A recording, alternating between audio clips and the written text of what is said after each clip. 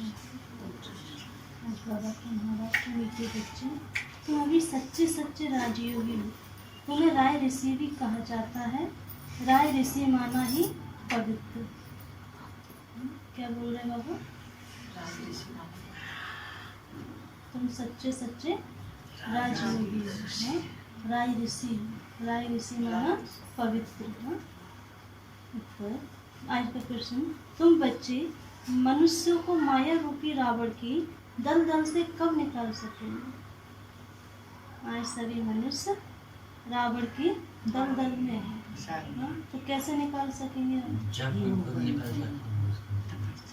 जब हम खुद निकले होंगे तब तो निकाल पाएंगे।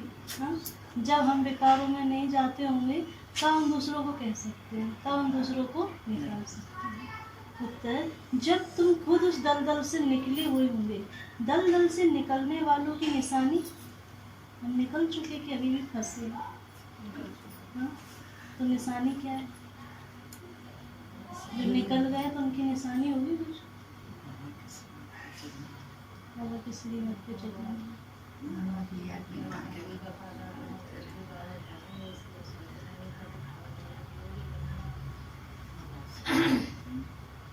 पहला होगा जो पूरे दलदल से निकल गया होगा, तो पहली निशानी है इच्छा मात्रम अविद्या। किसी भी चीज़ की इच्छा नहीं, क्योंकि हम कीचड़ में से निकल के आए हैं, तो दुनिया में सारा क्या है? कीचड़ ही है ना। तो इच्छा किस लिए रखते हैं? स्थूल प्राप्तियों की तो रखते हैं। हाँ, तो अगर स्थूल प्राप्तियों की इच्छा रख रहे हैं तो माना कीचड़ द्वारा से लेने की इच्छा रख रहे हैं। तो इच्छा मात्रम अविद्या, उसको हम बिल्कुल भूल जाए। जो एक बार कीचड़ में गिर जाता है तो द्वारा से भूल के भी उस रास्ते पे नहीं जाएगा। हाँ, कि उधर कीचड़ है। हाँ, तो कहते इच्छा मात्रम अविद्या। एक बाघ के सिवाय और कुछ भी याद ना आए, उसी ने तो निकाला दलदल से। अब उसी के साथ अब हमें जानना है। दुनिया में तो सभी दलदल में फंसे हैं और वो भी हमें फंसाना ही चाहते हैं। तो बाबा कहते हैं जब आप उनको भूल जाओगे, एक बाबा ही याद रहेगा। तो दूसरी निशानी है, पहला था इच्छा मात्रम अविद्या, दूसरा है एक बाप की याद रहे, और बाप के सिवाय और किसी की याद ना आए। हाँ, कि और क्या क्या याद आता है बाबा की जगह?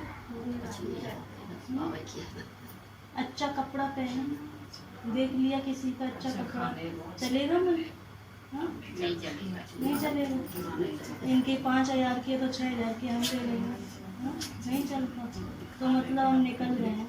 हाँ, अगर नहीं निकले होंगे तो फिर दूसरों की चीज़ देख के हमारा मन जरूर चलेगा। हाँ, तो मतलब हम निकल गए। अच्छी चीज़ खाएं,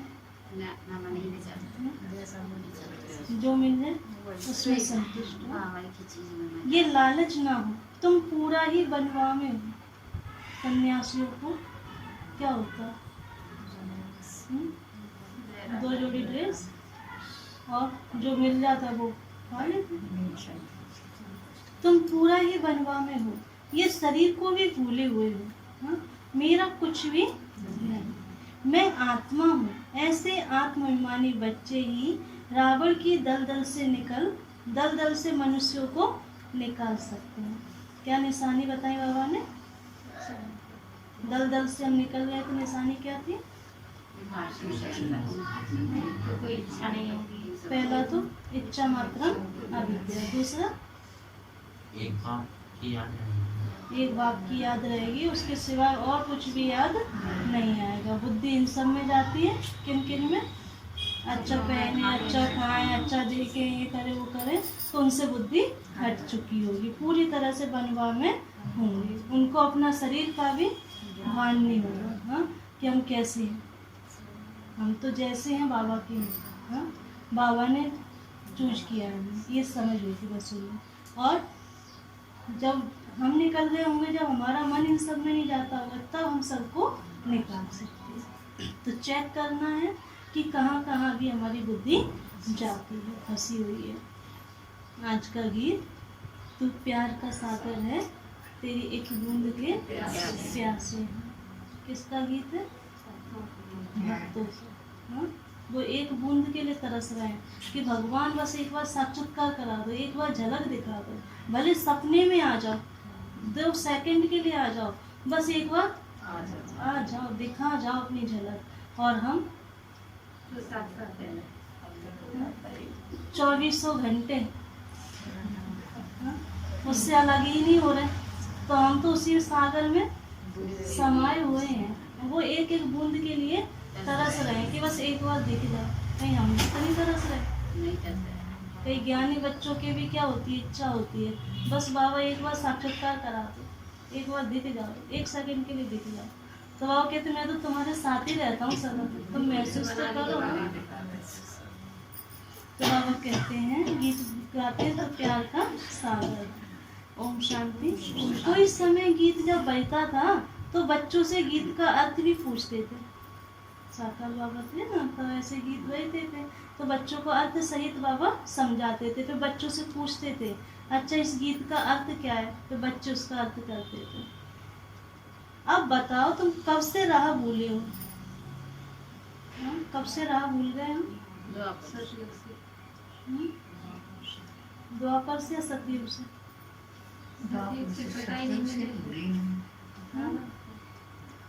संगम पर ही मिले बाबा।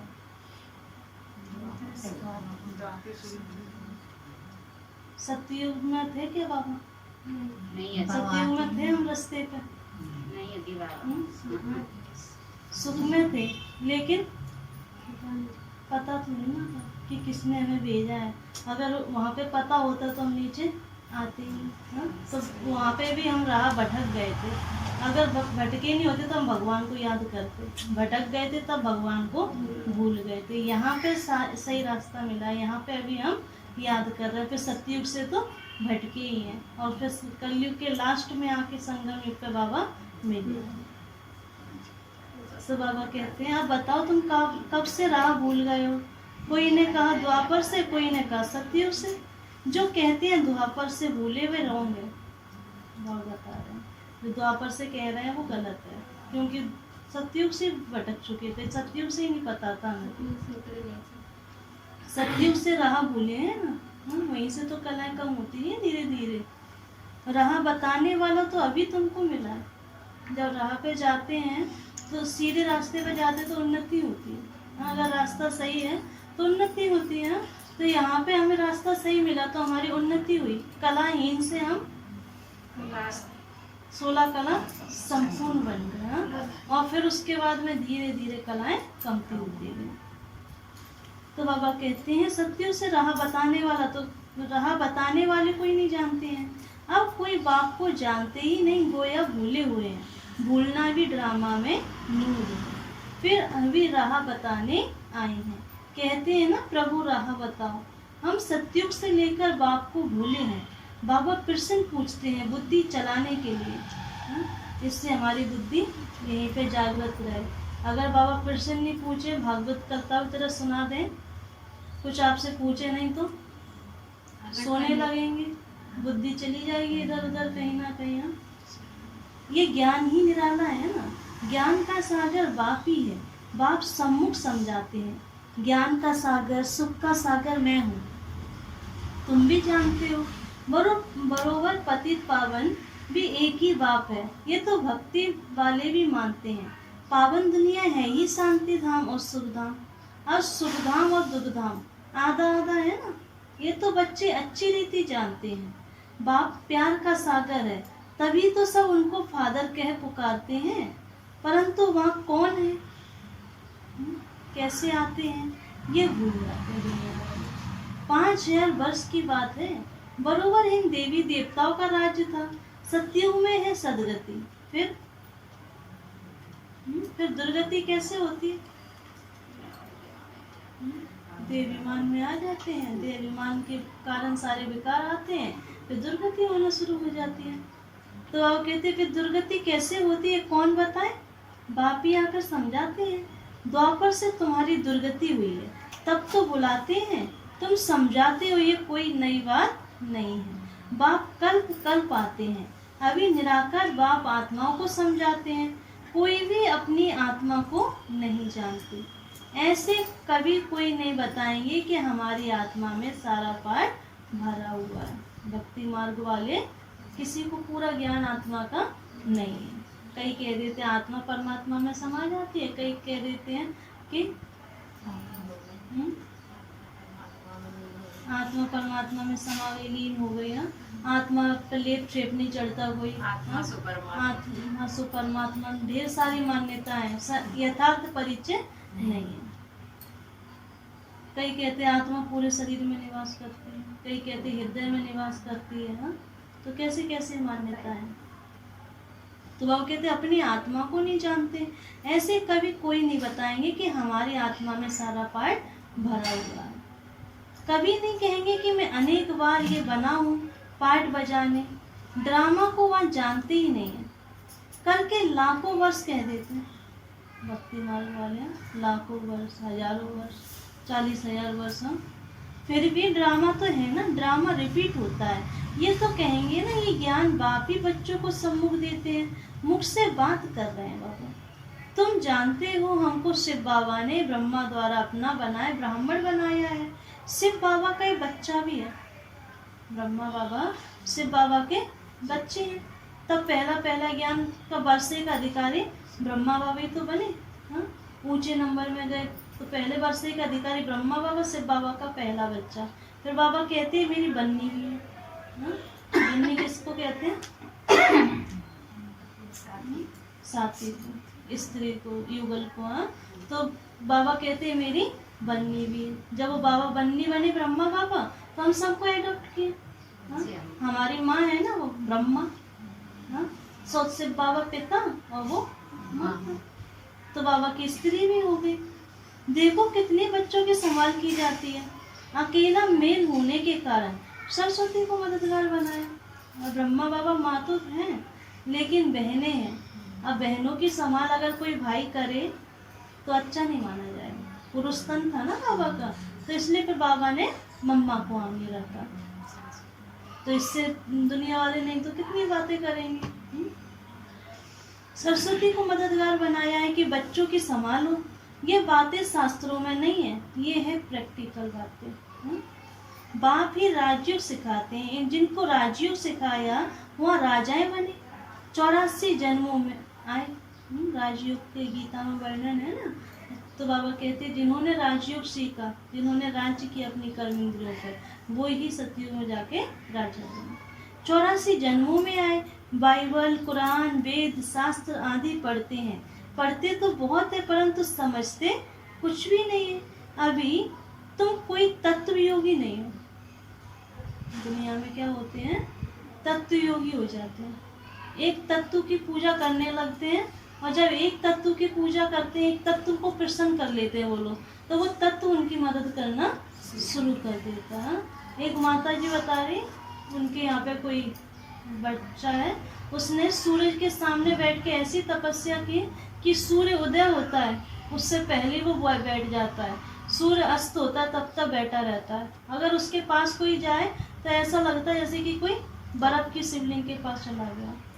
हाँ, सूरज इतनी गर्मी दे रहा है और उसे छू रहे हैं तो ठंडक मिल गई। तो वो क्या है,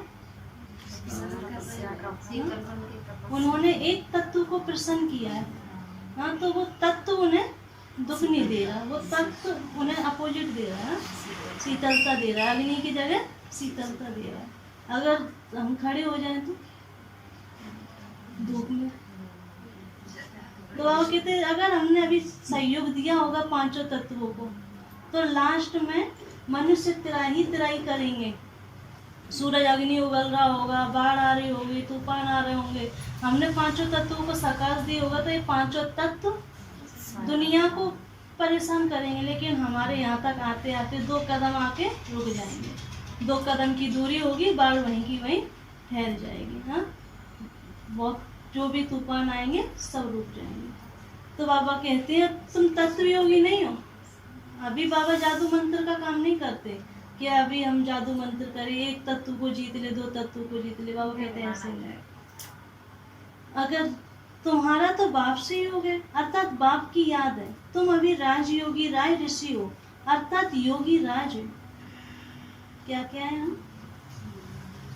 योगी राज। हाँ? योगी राज किसका नाम है? भक्ति मार्ग में श्री कृष्ण जी का नाम। हाँ? तो हम योगी राज हैं, योग सीख रहे हैं किसके लिए? राज करने के लिए। हाँ? पहले अपने ऊपर फिर विश्व के ऊपर। राज ऋषि हैं, ऋषियों की तरह जीवन है और राजाओं की तरह। हाँ? सब कुछ है, कमी किसी चीज की नहीं है, लेकिन बुद्धि किसी में अटकी हुई नहीं है। हाँ? राजयोगी, राय ऋषि और योगी राज। योगी पवित्र को कहा जाता है। स्वर्ग की राजाई लेने के लिए तुम योगी बने हो। बाप पहले पहले कहते हैं पवित्र बनो। योगी नाम ही उनका है, जो पवित्र हैं उन्हीं का नाम योगी है। तुम सब राजयोगी हो। तुम ब्रह्मा मुख वंशावली ब्राह्मणों की बात है। तुमको राजयोग सिखा रहे हैं। स्टूडेंट हो गए ना? स्टूडेंट को कब टीचर भूलेगा क्या? घर पे भी आ जाएगा बच्चा तो भी टीचर की याद रहेगी कि आज हमारे टीचर ने ये पढ़ाया। तो बाबा कहते हैं स्टूडेंट को कब टीचर भूलेगा क्या? जानते हो शिव बाबा हमको पढ़ा रहे हैं, परंतु माया फिर भी भुला देती है। बच्चा खेलने में बिजी हो जाए तो टीचर की याद रहती है? नहीं रहती। हाँ? ऐसे जब माया के भिन्न भिन्न खेलों में लग जाते हैं तो बाबा की याद भूल जाती है।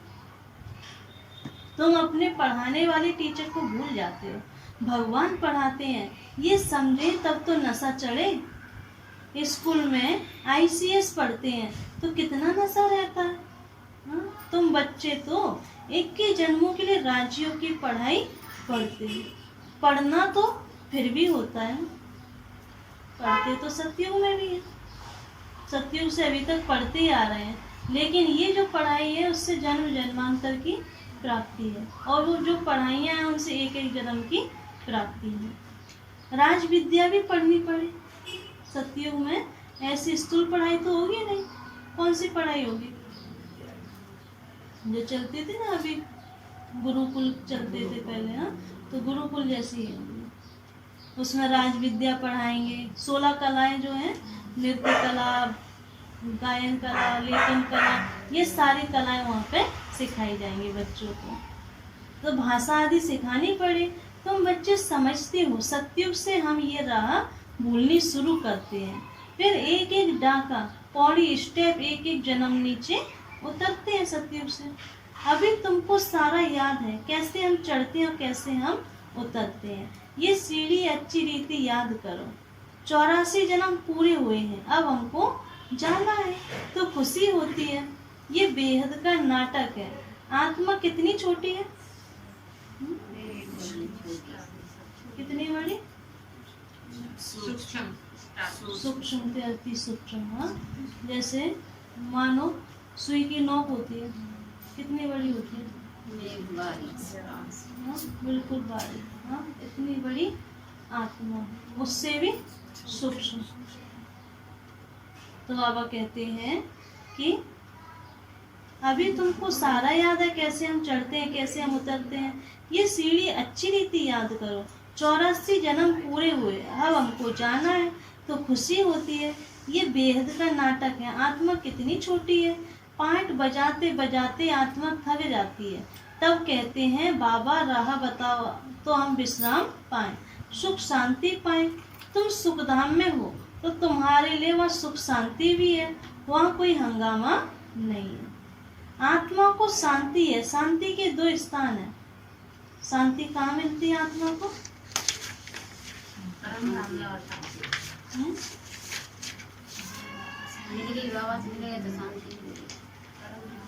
2 स्थान है शांति के।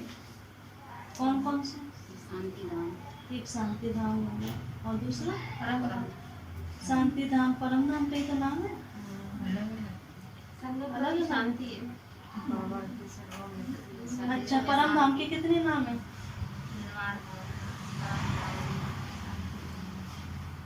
शांति धाम उसी का तो नाम है, परम धाम का ही है। सुख धाम। सतयुग में क्या शांति है?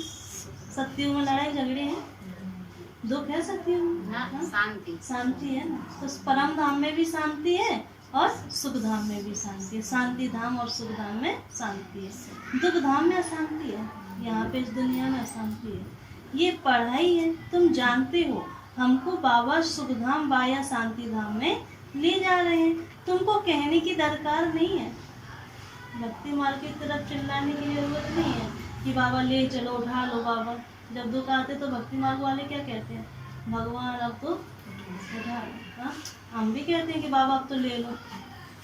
बाबा कहते हैं तुम्हें कहने की दरकार नहीं है, जब तुम्हारा पाठ हो जाएगा तब तो तुम्हें जाना ही है। हाँ, मुँह से क्यों कहते हो। तो बाबा कहते हैं तुमको कहने की दरकार नहीं, तुम जानते हो हम यहाँ पाठ बजाने आए हैं, फिर जाना है। ये खुशी है, शांति की खुशी नहीं है, परम धाम की खुशी नहीं है, सत्युग की खुशी है कि सत्युग में जाएंगे, राजा बनेंगे, राज करेंगे। पाठ बजाने में हमको मज़ा आता है, खुशी होती है। एक जगह बैठने में कोई मज़ा नहीं। परम धाम बैठ जाए, बस बैठे रहेंगे तो बैठे बैठे अच्छा थोड़ा ना लगता है। तो कहते जानते हो बाप को याद करने से विकर्म विनाश होंगे। कोई कहते हमको मन की शांति मिले, ये अक्षर भी रॉन्ग है। नहीं, हम बाप को याद करते हैं कि विकर्म विनाश हो। शांत तो मन रह ना सके, कर्म बिगड़ तो रह नहीं सकते। मन हमेशा शांत नहीं बैठ सकता। बाकी महसूसता आती है, हम बाप से पवित्रता सुख शांति का वर्षा ले रहे हैं तो खुशी होनी चाहिए ना। ये तो है ही दुख धाम, इसमें सुख हो ही नहीं सकता। मनुष्य शांति धाम सुख धाम को भूल गए हैं। तो जिनको बहुत पैसे हैं समझते हम सुख में हैं सुख में। जितने पैसे वाले उतने अशांति। हाँ, गरीब आराम से अभी कमा रहा है, खा रहा है, अच्छे से रह रहा है। और धनवानों के देखो, जो बीमारी लग रही है अभी गरीबों को लग रही है। मजदूरी आराम से कर रहे हैं, ऐसे ही घूम रहे हैं बिना मास्क के, कुछ भी है, उन्हें कोई बीमारी नहीं। और यहाँ पे देखो। तो कहते ये तो है ही दुख धाम, इसमें सुख हो ही नहीं सकता। सबको दुख है इस दुनिया में। वो समझते हैं हम धनवान नहीं है तो इसलिए दुखी होते हैं। धनवानों को देख के धनवान समझते हैं कि जिनकी जिंदगी कैसी निश्चिंत है। हाँ, कहीं पे भी रह रहे हैं, कुछ भी कर रहे हैं, इन्हें कोई बीमारी नहीं। हमारे पास बीमारियाँ आ रही हैं। हाँ, तो बाबा कहते हैं इस समय तो दुख धाम है, इसमें सुख हो ही नहीं सकता। मनुष्य शांति धाम सुख धाम को भूल गए हैं। तो जिनको बहुत पैसे समझते हम सुख में हैं। सन्यासी घरवार छोड़ जंगल में जाते हैं। बहुत से राजा हैं जिन्होंने अपनी राजगद्दी छोड़ दी, जंगलों में चले गए, तपस्या करी उन्होंने। उन्होंने गौतम बुद्ध थे, कैसे थे, साधारण थे। राजा थे, महावीर स्वामी थे, और भी कई सारे ऋषि रहे। सब लोगों ने अपना राजपाट छोड़ दिया भगवान को पाने के लिए, मन की शांति के लिए, दुख का कारण ढूंढने के लिए कि दुख क्यों इस संसार में। तो बाबा कहते हैं कि सन्यासी घरवार छोड़ जंगल में जाते, कोई हंगामा तो है ही नहीं, तो शांत हो जाते हैं। परंतु वहाँ हुआ अल्पकाल के लिए। घरवार छोड़ दिया, जंगल में बैठे हैं तो मन शांत है। तो कहते वो अल्पकाल के लिए है। फिर उसके बाद में जब गृहस्थी में आ जाते दोबारा से फिर अशांत हो जाता है। और हमारा कैसा है, उसी में रह रहे हैं, गृहस्थी में रह रहे हैं और उसी गृहस्थी में आनंद ले रहे हैं, शांति से रह रहे हैं, प्रेम से रह रहे हैं। तो बाबा कहते कोई तो शांत हो जाते, परंतु वहाँ हुआ अल्पकाल के लिए। आत्मा का जो शांति स्वधर्म है उसमें तुम शांति में रहते हो। यहाँ तो प्रवृत्ति में आना ही है, पाठ बजाना ही है। यहाँ आते ही है कर्म करने। कर्म में तो आत्मा को जरूर आना ही है। तुम बच्चे समझते हो, ये समझानी वेद का बाप दे रहे हैं। निराकार भगवान निवास, तुम जानते हो हम आत्मा है, हमारा बाप परमात्मा है। परमात्मा माना परम प्लस आत्मा, परमात्मा। उनको ये आत्मा बुलाती है, वह बाप ही सर्व का सदगति दाता है। अब बाप कहते बच्चे देही अभिमानी बनो, जितना हो सके उतना अपने देह अभिमान को खत्म कर देगा। यही मेहनत है। आधा कल्प से जो खाद पड़ती है वह इस याद से ही निकलेगी। तुमको सच्चा सोना बनना है, नकली जेवर नहीं पहने, सच्चा सोना बनना है। जैसे सच्चे सोने में खाद मिलाए फिर जेवर बनाते हैं मिलावट करके, प्योर सोने का अगर बनाए तो बनेगा नहीं। बहुत सॉफ्ट होता है ना प्योर सोना, बहुत नाजुक होता है, उसे बनाए तो वैसे ही टूट जाएगा, बनेगा ही नहीं। और थोड़ा सा उसमें मिक्स कर देते हैं तो बन जाता है। तो आप कहते हैं अभी यहाँ पे भी क्या है, खाद पड़ गई है ना 63 जन्मों की, तो इसे योग अग्नि से निकालनी है। आधा कल्प से जो खाद पड़ती है वह इस याद से ही निकलेगी। तुमको सच्चा सोना बनना है। जैसे सच्चे सोने में खाद मिलाए फिर जेवर बनाते हैं, तुम असल में सच्चा सोना थे, फिर तुम्हारे में खाद पड़ती है। कौन कौन सी खाद पड़ी, बेकार होगी। अब तुम्हारी आत्मा में है, अब तुम्हारी बुद्धि में है, हमने पाठ बजाया है। अब हम जाते हैं पियर घर। जैसे विलायत से जब पियर घर लौटते हो तो खुशी होती है, अभी आप मायके जाते हो कितनी खुशी होती है। तो बाबा कहते हैं ऐसे हो, हमें कहाँ जाना है, कौन सा पियर घर हमारा, परम धाम। तो बाबा कहते तुम्हें भी खुशी है, तुम जानते हो बाबा हमारे लिए स्वर्ग लाया है, बेहद के बाप की सौगात है, बेहद की बादशाही अर्थात सदगति। सन्यासी लोग मुक्ति की सौगात पसंद करते हैं। सन्यासी लोग कहते हैं अब दोबारा से इस दुनिया में हमें आना ही नहीं है। हाँ, ये दुनिया बहुत स्वार्थी है, बहुत मतलबी है, इस दुनिया में दुख अशांति है, अब हम इस दुनिया में कभी आएंगे नहीं, हमेशा हमेशा के लिए भगवान के पास ही बैठ जाएंगे, उसी में समा जाएंगे, मोक्ष मिल जाएगा हमें। हाँ, तो बाबा कहते हैं सन्यासी लोग मुक्ति की सौगात पसंद करते हैं। अब वो तो पिता है ना, तो सब बच्चों का मन भी रखना होता है उससे। तो आधा कल्प तक उन्हें शांति से धाम में बिठा रखते हैं। सत्य व त्रेता हम लोग दुनिया में आ जाते हैं और जब तक वो लोग शांति से बैठे रहते हैं। तो बाबू कहते हैं कोई मरता है तो भी कहते हैं ना स्वर्गवासी हुआ, सन्यासी कहेंगे ज्योति ज्योत समाया, जिसमें सब मिल जाएंगे। वहाँ तो रहने का स्थान है जहाँ हम आत्माएं रहती हैं, बाकी कोई ज्योति वहाँ आग थोड़ी है जिसमें सब मिल जाए। ब्रह्म महतत्व है जिसमें आत्माएं रहती हैं, वहाँ भी बाप भी वहीं रहते हैं, वहाँ भी है बिंदी, शिव बाबा भी बिंदी है। बिंदी का किसको साक्षात्कार तो हो नहीं सकेगा। बच्चे बहुत कहते हैं बाबा याद करने में दिक्कत होती है पूजा करने में। जब नए नए आए थे ना तब पूजा करने में दिक्कत नहीं थी, कितने भी दूर मंदिर पे चले जाते नंगे पैर, कितने भी व्रत रख लेते। अब जब ज्ञानी बन गए अब बोले कि एक दिन व्रत रख लो, तो एक दिन व्रत बड़ा भारी पड़ जाता है कि कैसे रख लेना है। तो वो अब हमें वो लगने लगी कि इसमें नहीं कर सकते, और अब ज्ञान में बाबा को याद करना हमारे लिए सरल हो गया। पहले जब नए नए थे तब याद करना सरल नहीं लगता था, दिक्कत आती थी। अब फिर धीरे धीरे अभ्यास हो गया तो सरल है। तो बाबा कहते हैं कई बच्चे कहते हैं कि याद करने में दिक्कत होती है, बिंदु रूप को कैसे याद करें।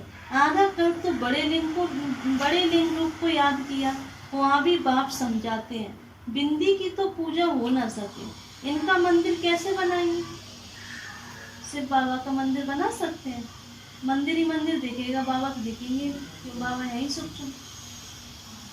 बिंदी तो देखने में भी ना आए, इसलिए शिवलिंग बड़ा बनाते हैं। बाकी आत्माओं के शालिग्राम तो बहुत छोटे छोटे बनते हैं, बनाते हैं छोटे छोटे शालिग्राम, ऐसे बना के रख देते हैं। अंडे मिसल बनाते हैं। पहले कहेंगे पहले क्यों नहीं बताया, परमात्मा बिंदी मिसल है।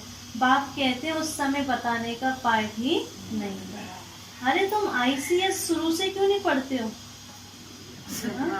पहले क्या था ना, बाबा ने जब सब आना शुरू हुए थे तब बाबा ने एकदम से नहीं बताया आत्मा बिंदी है, बाबा ने बोला आत्मा अंगुष्ठी मिसल है। फिर बाबा ने कुछ समय बाद बताया आत्मा ज्योति बिंदु है, फिर बताया बिल्कुल छोटी है, सूक्ष्म है। तो जो जिन्होंने शुरुआत से सुनी है मुरलियाँ वो तो बाबा से बोलेंगे ना, बाबा पहले आप ये बोलते थे अब ये बोलते हो, ऐसा क्यों किया, पहले क्यों नहीं बता दिया। तो बाबा कहते जब बच्चा स्कूल जाता है तो पहले डायरेक्ट ICS पढ़ लेता है क्या, पहले ABCD पढ़ता है, हाँ? तब तो वो पढ़ पाता है वो। पहले अब वो क्या पहले बुक क्यों नहीं दे दी हमें, हाँ? तो जब जिसका पार्ट होता है तब वो शुरू होता है। शुरू से क्यों नहीं पढ़ते हो? पढ़ाई के भी तो कायदे हैं ना। पहले ABCD पढ़ेंगे, फिर छोटी छोटी मीनिंग बनाना सीखेंगे, 2 शब्द की 3 शब्द की, फिर मात्रा लगाना सीखोगे, फिर उसके बाद किताब पढ़ना सीखोगे, फिर और ऊपर जाओगे ना। एकदम से तो नहीं जा सकते। तो बाबा कहते कोई ऐसी बात पूछे तो तुम कह सकते हो अच्छा बाबा से पूछते हैं, वहाँ हमारे से बड़ी टीचर है उनसे लिखकर पूछते हैं। आप उलझ रहे हो, आपको समझ में नहीं आ रहा तो अपना देह विमान खत्म करो, बोलो हमारे जो बड़े हैं उनसे हम पूछ के बताते हैं आपको। नहीं तो क्या होता है, देह विमान आ जाता है, हम बता देते हैं, फिर कुछ का कुछ सुना देते हैं तो डिसर्विस हो जाती है। नहीं आ रहा समझ में तो शांत हो जाओ। बाबा को बताना होगा तो बताएंगे, वहाँ तो कहेंगे आगे चल समझ लेंगे। एक ही टाइम तो नहीं सुनाएंगे, एक ही टाइम तो सारा राज क्लियर नहीं कर देंगे। जब टाइम आता जाएगा धीरे धीरे सारी क्लियर होता जाएगा। ये सब है नई बातें। तुम्हारे वेद शास्त्रों में जो है बाप बैठ सार बताते हैं। ये भी भक्ति मार्ग की नूद है, फिर भी तुमको पढ़ने ही होंगे। ये भक्ति का पार्ट बजाना ही होगा, पतित बनने का भी पार्ट बजाना है। कहते हैं भक्ति की दुबन में फंस गए। बाहर से तो बहुत खूबसूरत है भक्ति, बाहर से तो कितनी अच्छी लगती है, गीत संगीत नाच गाने सब।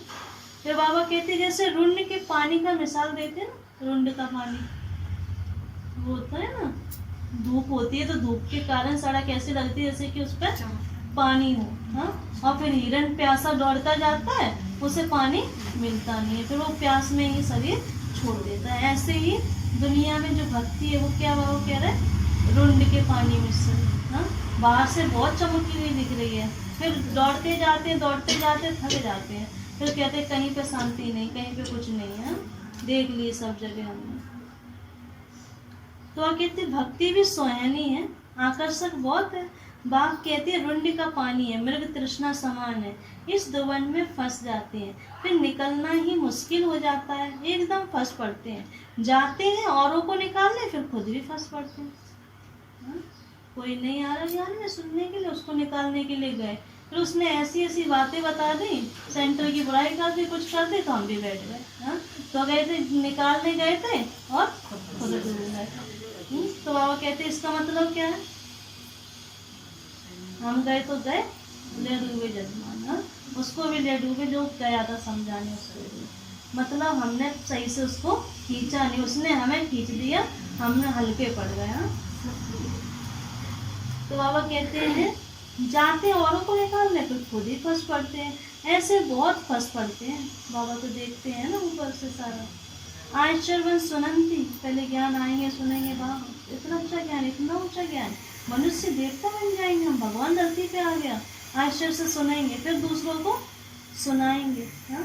कथनती, फिर औरों को निकालवंती, दूसरों को भी निकाल के लाएंगे। चलते चलते फिर खुद फंस पड़ते हैं। कितने अच्छे अच्छे फर्स्ट क्लास थे, फिर उनको निकालना बड़ा मुश्किल हो जाता है। जो ज्ञान से बिगड़ा होता है उसको अगर सुधारो तो बहुत मेहनत लगती है। अज्ञानियों को समझाना सरल है, और ज्ञानी अगर बिगड़ जाए तो ज्ञानियों को सुनाना बहुत मुश्किल हो जाता है।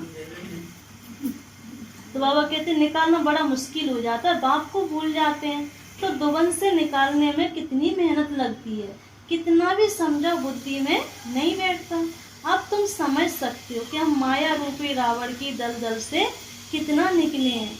जितना जितना निकलते जाएंगे उतना उतना खुशी होती जाएगी। जो खुद निकला होगा उनके पास शक्ति होगी दूसरों को निकालने की। बाहर चलाने वाले कोई तीखे होते हैं, कोई कमजोर होते हैं। भील और अर्जुन का मिसाल है ना, भील को शिक्षा देते गुरु जी ने, नहीं अर्जुन को शिक्षा देते हैं, और भील ने प्रतिमा बनाई और उससे वो सीख गए। उन्होंने भील थे इसलिए उन्हें गुरु दक्षिणा नहीं दी, उन्हें सिखाया नहीं गया, और वो बस देखते देखते सीख गए गुरु जी की प्रतिमा से, हाँ? तो बाबा कहते हैं ऐसे ही कई बच्चे भी हैं, कई तो रोज मुरली सुन रहे हैं, सब कुछ कर रहे हैं, लेकिन व्यर्थ की प्रपंच में इतने ज़्यादा फंसे हुए हैं कि तीर लगाना उन्हें आता नहीं है, इधर मुरली सुन के जाएंगे, बाहर जाके फिर नेगेटिव बातें करेंगे, तो बाबा कहते हैं तीर लगा नहीं सकते। कई ऐसे हैं बंधन में है, नहीं आ पा रहे, इतना बाबा को याद कर रहे हैं, घर पे बैठ के मुरली पढ़ रहे हैं और वो आगे निकल जाते हैं। तो ज्ञान की तो अर्थ है, जिसने ज्ञान अंदर तक संभाल लिया वो दूसरों को सुना सकता है, अच्छे से तीर लगा सकता है।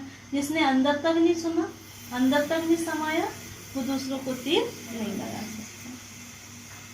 तो कहते भील और अर्जुन का भी मिसाल है ना, अर्जुन साथ रहने वाला था। अर्जुन कोई एक को नहीं, जो बाप के बनकर बाप के साथ रहते हैं ना, उनको बाबा अर्जुन बोल रहे हैं। उनको कहा जाता है अर्जुन। साथ में रहने वाले और बाहर में रहने वालों की रेस कराई जाती है। भील अर्थात बाहर रहने वाला तीखा चला गया और अर्जुन तीखी नहीं जा पाया। दृष्टांत एक का दिया जाता है, बात तो बहुतों की, एक अर्जुन की थोड़ी बात है। सब यहाँ पे बैठे हुए हैं, अर्जुन बैठे हुए हैं, भील बैठे हुए हैं, तो वो कहते हैं बात तो बहुतों की है, तीर भी ये ज्ञान का है, हर एक अपने को समझ सकते हैं कि अभी हम भील हैं या अर्जुन हैं।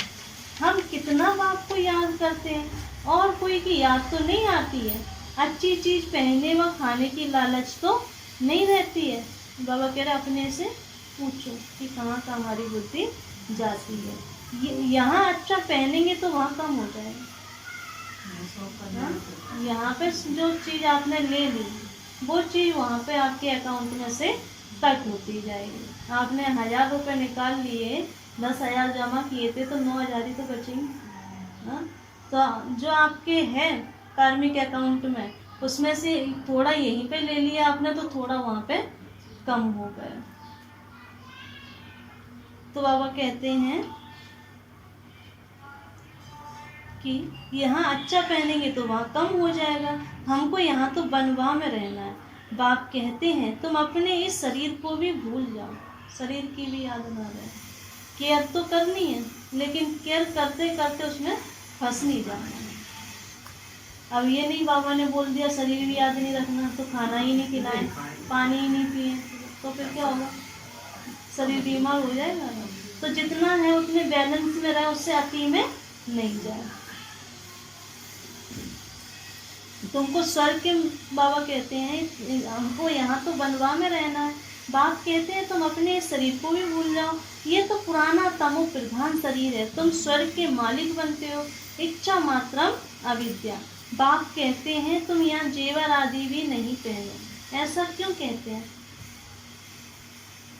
यहाँ पे कोई पहना है गहने ज़्यादा? कोई नहीं पहना। और जगह देखो आप कैसे पूरे सारे तरीके जल सब लोग जाते हैं, दूसरों को दिखाने के लिए जाते हैं कि हम इतने पहन के जा रहे हैं, अब वो हमें दिखाएंगे। तो कहते हैं कितना कंपटीशन होता है। और यहाँ पे बाबा कह रहे हैं पहन के नहीं आना, तो क्यों कहते हैं बाबा ऐसा? वहाँ मिलेगा, लेकिन यहाँ पे भी तो है। यहाँ पे अगर आप पहन के आओगे तो देवाभिमान आएगा। हाँ, देवाभिमान आएगा, एक दूसरे को देखोगे कि इनके पास ये है तो हम ये करके आएंगे। चोरी चकारी का डर है, हम दूसरों की निगाहें जाएंगी, अशुद्ध दृष्टि जाएगी। दादी कहती अगर आपको देख के किसी के अशुद्ध संकल्प चल रहा है तो उस देखने वाले की गलती नहीं है, हाँ? आपकी गलती है। जब आपको देख के वैध संकल्प चल रहे हैं तो मतलब आप में कोई गड़बड़ है, जब आप उसके मन में संकल्प चल रहा है, हाँ? तो इसलिए बाबा कहते हैं यहाँ पे सादा सिंपल रहो, कोई शौक नहीं। तुम यहाँ जेवर आदि भी नहीं पहनो। ऐसा क्यों कहते हैं? इसके भी अनेक कारण हैं। अब बाबा कारण बता रहे हैं। और सबसे पहले यज्ञ में गहने किसने त्याग किए पता है? मम्मा तो कुमारी थी, इतने ज्यादा नहीं पहनना।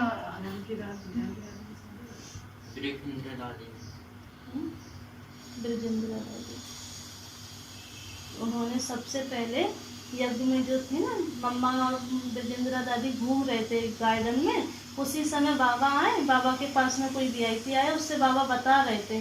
वो वीआईपी कहता है कि आपने यहाँ पे आए तो जिस सबने कैसे छोड़ दिया? तो बाबा कहते हैं अंदर से सज रहे हैं ना, तो इन्हें बाहर का झूठा लगता है। अंदर का जो है वो सच्चे गहनों से सज रहे हैं, तो बाहर के गहने झूठे लगने लगे, तो इन्हें वैराग्य आ गया, तो इन्होंने छोड़ दिया।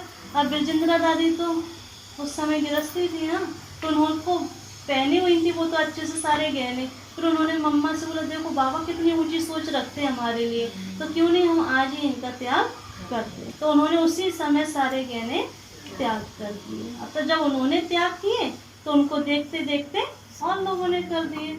यशोदा मैया थी उनकी सास ना, तो उन्होंने बोला जब बहू नहीं पहन रही तो हम क्यों पहने ना, तो उन्होंने भी त्याग कर दिए। फिर उनको देखते देखते रस्म सी चल गई। तो जो लौंग होती है अपने यहाँ पे मंगलसूत्र की मान्यता है, वहाँ पे सिंधियों में लौंग की मान्यता होती है, उन्होंने वो भी निकाल दिए कि जब अविनाशी साजन मिला है तो उसकी क्या परवाह करनी। तो बाबा कहते हैं कि इसके भी कई कारण है क्यों नहीं पहनते गहने। कोई का जेवर गुम हो जाएगा तो कहेंगे वहाँ बीके को देख कर आइए, आप पहन के आए और रास्ते में गिर गया, फिर घर वाले क्या कहेंगे, यहाँ पे झूठ बोल रही है, सारा आश्रम में दिया ही होगी ना। तो बाबा कहते हैं ऐसे बोलेंगे कि बीके को देख कर आई होगी। और फिर चोर चकारे भी रास्ते में छीन लेते हैं। आजकल माइयाँ भी लूटने वाली बहुत निकली, बगल में बैठ जाएंगी बातें करती रहेंगी और कब चोरी हो जाएगी पता ही नहीं चलेगा। तो कहते फीमेल भी डाका मारती है। दुनिया का हाल देखो क्या है, कितना बुरा हाल है दुनिया का, मार भी डालते हैं। तो बाबा कहते हैं दुनिया का हाल देखो क्या है, तुम समझते हैं दुनिया बिल्कुल वेश्यालय है। हम यहाँ शिवालय में बैठे हैं सिर्फ बाबा के साथ, वह सत्य है, चैतन्य है और आनंद स्वरूप है। आत्मा की ही महिमा है। आत्मा ही कहती है कि मैं प्रेसिडेंट हूँ, मैं फलाना हूँ, ये सब आत्मा ही कहती है। और तुम्हारी आत्मा कहती है हम ब्राह्मण हैं। हम देवाभिमान की बातें नहीं करते, हम ज्ञानयुक्त बातें करते हैं। हमें भी नशा है, दुनिया वालों को भी नशा है, उनका नशा विनाशी है और हमारा नशा अविनाशी। तो बाबा कहते हैं आत्मा कहती है इस, और तुम्हारी आत्मा कहती है हम ब्राह्मण हैं, बाबा से बरसा ले रहे हैं। आत्माभिमानी में रहना, इसमें ही मेहनत है।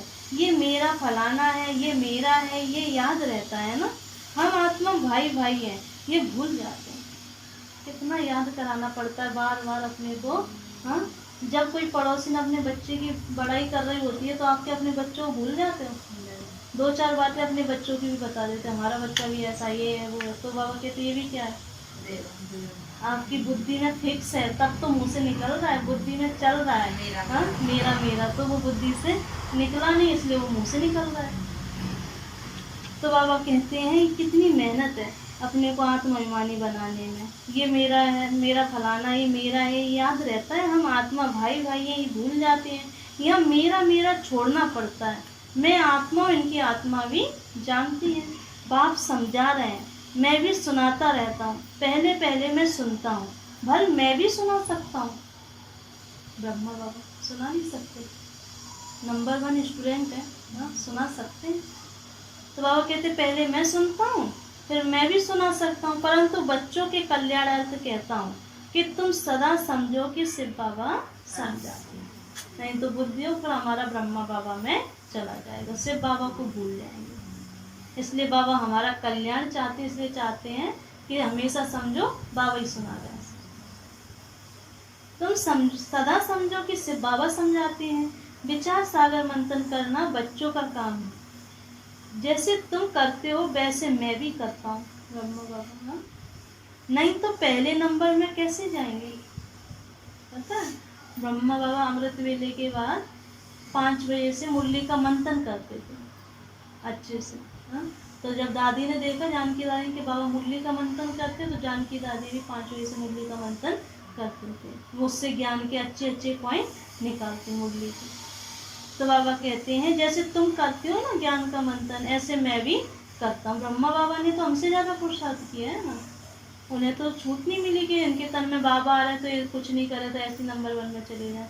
मेहनत करिए तब उन्होंने पद पाया है, नहीं तो पहले नंबर में कैसे जाएंगे। लेकिन अपने को गुप्त रखते हैं।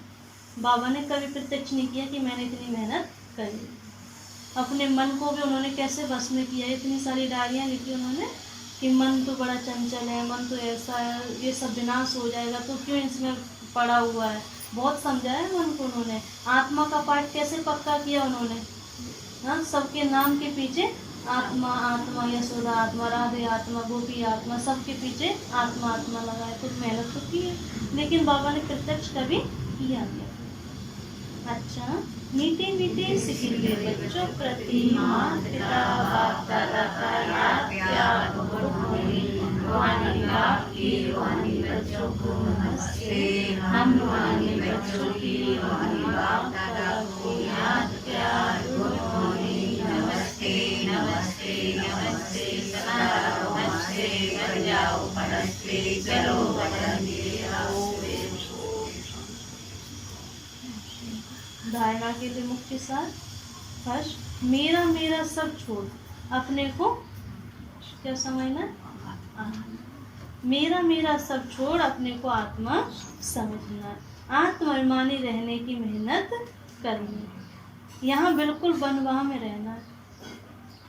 बनवाह में सीता जी थी ना, और फिर जब रावण ले भी गया तो एक तिनका था, तिनके के सारे उनकी सेफ्टी होती रहे हैं। तो एक बाबा की याद ही है बस इस रावण राज्य में हमारे पास, और कोई साधन हमारा सेफ्टी का नहीं। अगर रावण राज्य में सुरक्षित रहना है तो सबसे बुद्धि उठाए एक बाबा से लगाना है। कोई भी पहनने खाने की इच्छा से इच्छा मात्र अविद्या। जब दूसरों का देखो ना संकल्प चले तो बोल देना अपने मन से, मन अभी संकल्प नहीं चला। अगर तुमने यहाँ पे पहन लिया ये इस कपड़े को पहन लिया, किसका कपड़ा है, रेशमी कपड़ा है, जो भी कपड़ा है, सूती कपड़ा है, फिर वहाँ का कपड़ा तुम्हारा छूट जाएगा। जो सोने से जड़ा होगा, मोतियों से जड़ा होगा, तुम्हें वो पसंद है कि ये धागे की कढ़ाई पसंद है, नकली कांच पसंद है कि असली हीरे पसंद है। ऐसे मन को समझा लो। हाँ, जब मन को समझा लोगे तो अच्छे से सेट हो जाएगा। आत्माभिमानी रहने की मेहनत करनी है। बार बार अपने को पक्का कराओ, मैं कौन हूँ, आत्मा हूँ। ये शरीर मेरा गाड़ी है, मैं आत्मा ड्राइवर हूँ। शरीर ताला है, आत्मा चाबी है। शरीर बल्ब है, आत्मा करंट है।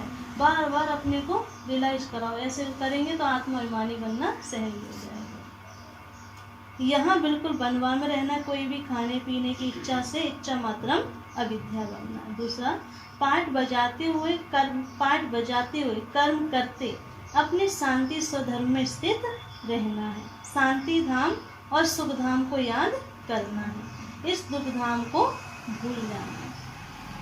पाठ बजाते हुए कर्म करते हुए, बाबा ये नहीं बोले कर्म से न्यारे होके, कर्म करते हुए अपने शांति स्वधर्म में स्थित होना है। कर्म करते भी शांति स्थिति में रहना है, और शांति धाम और सुख धाम को याद करना है, इस दुख धाम को भूल जाना है।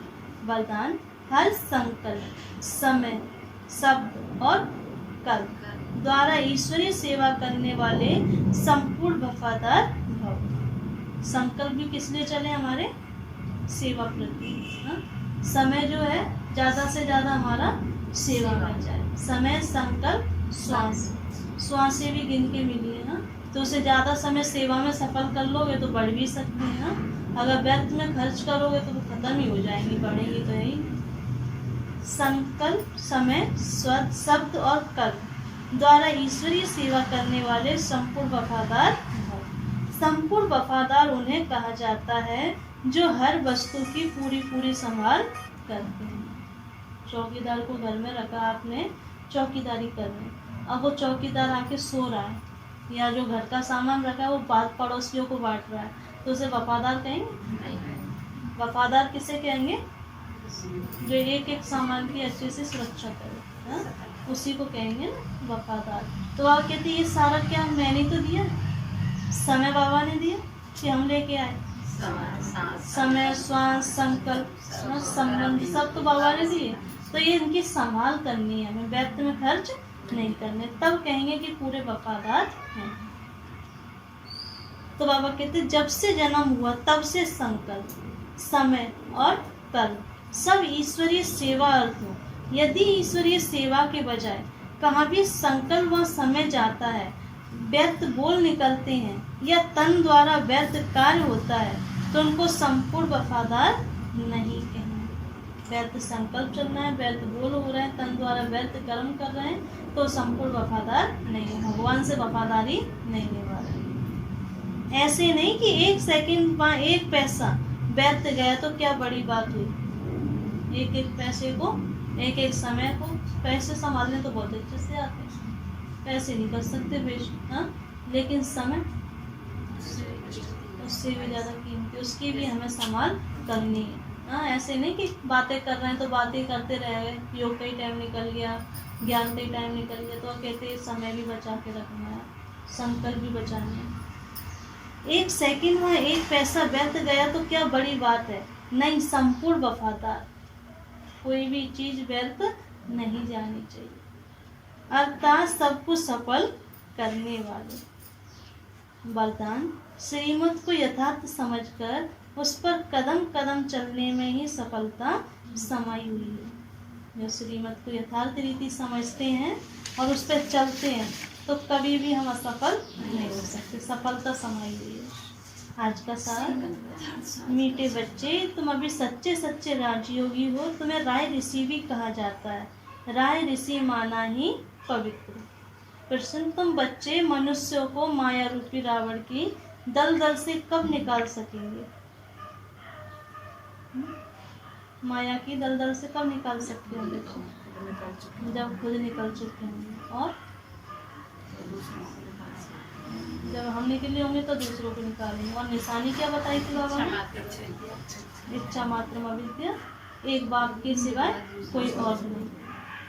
उत्तर, जब तुम खुद उस दलदल से निकले हुए होंगे, दलदल से निकलने वालों की निशानी है इच्छा मात्रम अविद्या, एक बाप के सिवाय और कुछ भी याद ना आए, अच्छा कपड़ा पहने, अच्छी चीज खाएं, ये लालच ना हो, तुम पूरा ही बनवा में हो, इस शरीर को भी भूले हुए, मेरा कुछ भी नहीं, मैं आत्मा हूँ। ऐसे आत्माभिमानी बच्चे ही रावण की दलदल से मनुष्यों को निकाल सकते हैं। आज का गीत तो प्यार का सागर। वरदान क्या था?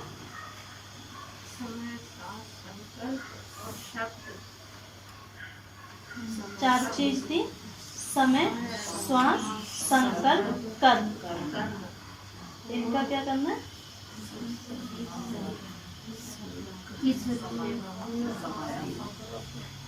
हर संकल्प, समय, शब्द और कर्म द्वारा ईश्वरीय सेवा करने वाले संपूर्ण वफादार भव। और स्लोगन,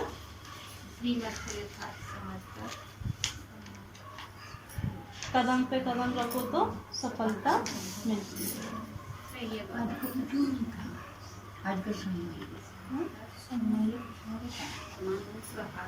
मैं वफादार। अभी बाबा ने सेवा का बताया, तो अभी अपने बड़े सेंटर पे सेवा हो रही है, पता है ना क्या सेवा हो रही है? श्रमदान हो गया है। श्रमदान हो रहा है। और गुरुवार को गए थे सभी? नहीं गए।